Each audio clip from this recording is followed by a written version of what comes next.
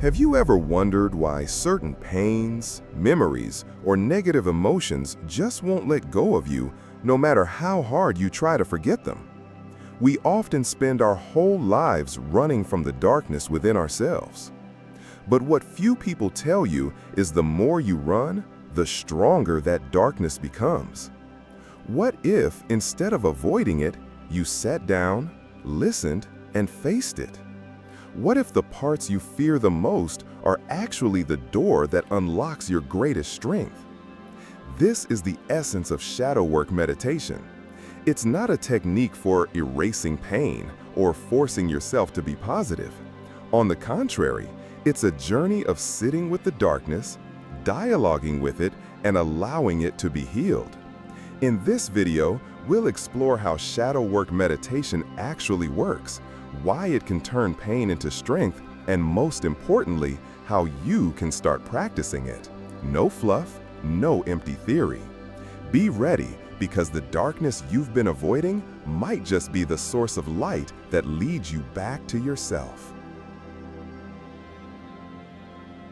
At its simplest, shadow work meditation is the process of sitting with the dark parts of yourself, the repressed memories, the emotions you've hidden, and the fears you don't want anyone to see.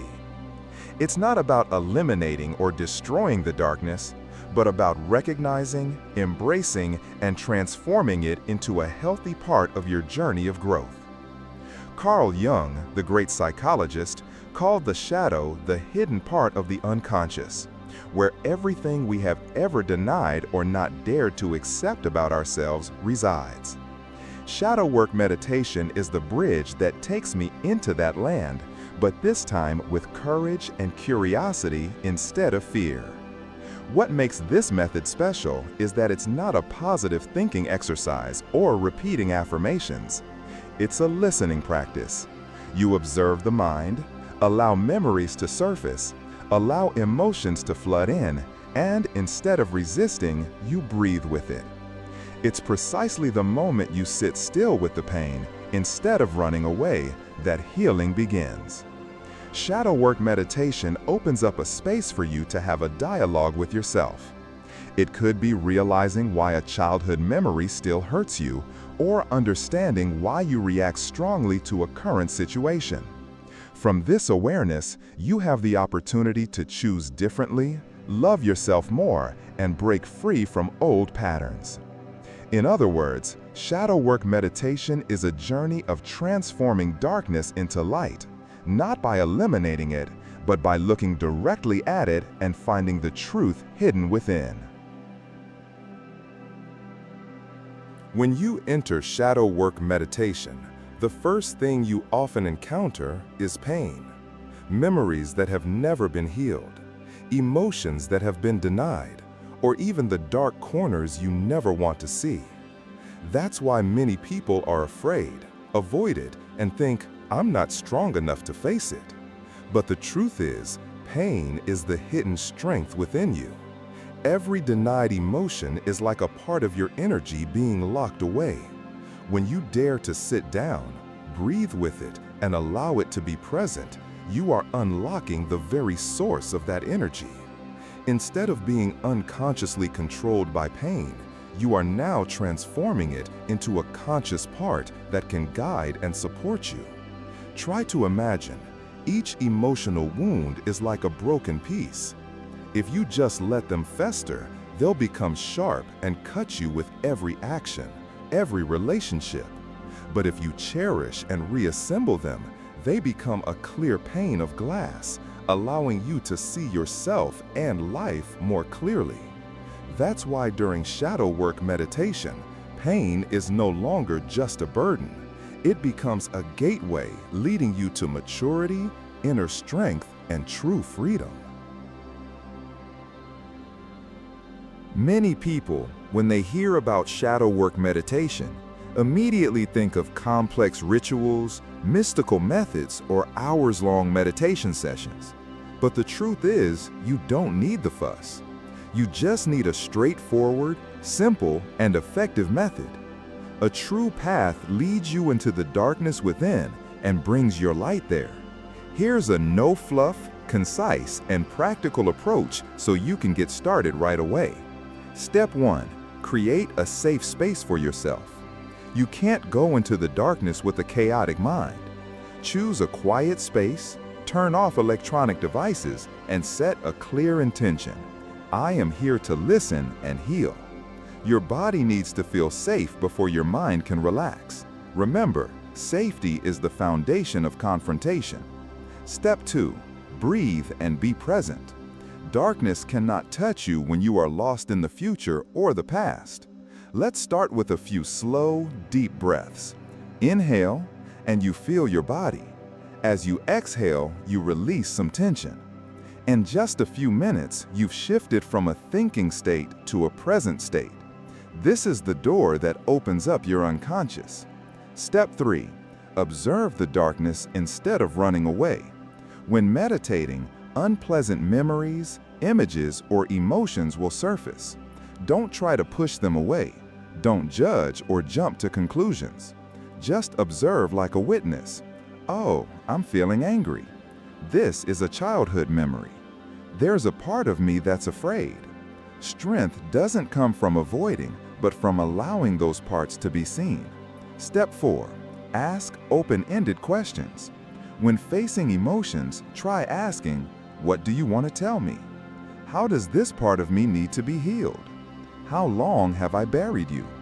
The answer can come in the form of an image, a bodily sensation, or a fleeting thought.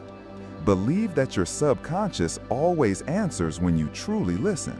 Step 5. Practice compassion towards yourself. Many people make the mistake of thinking that shadow work is about getting rid of the darkness. But darkness isn't meant to be erased, but embraced. When a part of you that is suffering surfaces, try placing your hand on your heart and saying, "I see you. I'm here with you. I won't leave you again." This is the moment you turn pain into strength. No longer an enemy, darkness becomes an ally. Step 6. Write it down to release it. After meditating, write down what you feel. I write not to analyze, but to liberate.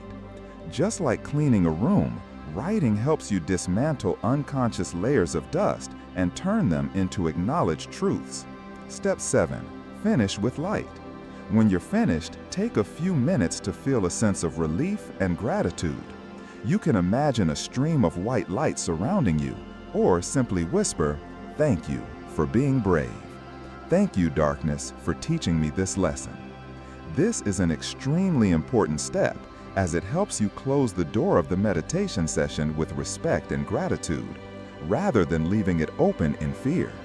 The most important thing: shadow work meditation is not a spiritual trick. It won't make you a completely different person overnight. But if you practice regularly, you will realize old pains no longer control you. You react less and observe more. You are starting to clearly see the patterns repeating in your life and can freely change them. That's when you realize darkness was never the enemy. It is the key for you to unlock the stronger, wiser, and freer person you already are. When embarking on the journey of shadow work meditation, one truth remains. Most people stumble upon familiar traps. These traps not only cause you to give up halfway, but also lead you to misunderstand the nature of this work. But the good news is, if you can identify it, you can completely avoid it. Trap 1. Wanting quick results. Many people hope that just a few meditation sessions will make all their pain disappear. But darkness isn't an on-off switch. It's a layer of dust that has accumulated over decades, and it takes time to remove each layer. How to avoid it? Think of shadow work as a long-term journey. Every meditation session, no matter how small, is a step forward. Trap 2. Self-judgment. When ugly memories or emotions surface, you easily fall into a cycle of self-criticism. Why am I like this? But the truth is, darkness doesn't mean you're broken. It's just the part that hasn't been loved yet. How to avoid it? Practice compassion. Instead of, "Why am I like this?" try saying, "Oh, I've been hiding this part for a long time. Now I'm going to listen to it." Trap 3. Sinking too deep. Some people, after opening the door to darkness, get drawn into it, feeling gloomy and losing energy. This is a sign of staying too long in the dark without balanced light. How to avoid it? Always end your meditation session with light, deep breathing, gratitude, or visualizing yourself in protection. Trap 4. Turn it into theory. You can read dozens of books about shadow work, but if you don't practice it, you'll never see real change. How to avoid it? Choose a simple technique like the No-Fluff method shared and commit to practicing. Experience will teach you more than books. Conclusion: shadow work meditation is not dangerous at all. It only becomes difficult when we approach it incorrectly. By knowing the common pitfalls and how to avoid them, you will navigate this journey with ease, confidence, and true liberation.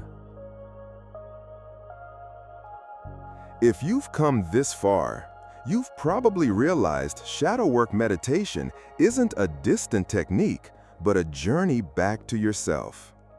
It can be painful, it can be difficult, but when you overcome it, you'll realize that all those broken pieces are the foundation for the strength, peace, and light within you today. And you know what? You are not alone at all. Each of us is facing our own darkness. The difference lies in this: you dare to face and choose to heal, while many people are still avoiding it. That was already a proud step forward. Be patient with yourself. Keep practicing a little bit at a time, and you'll see love, understanding, and inner freedom will become a natural part of your life. If you find this video valuable, don't forget to subscribe to join us on this journey.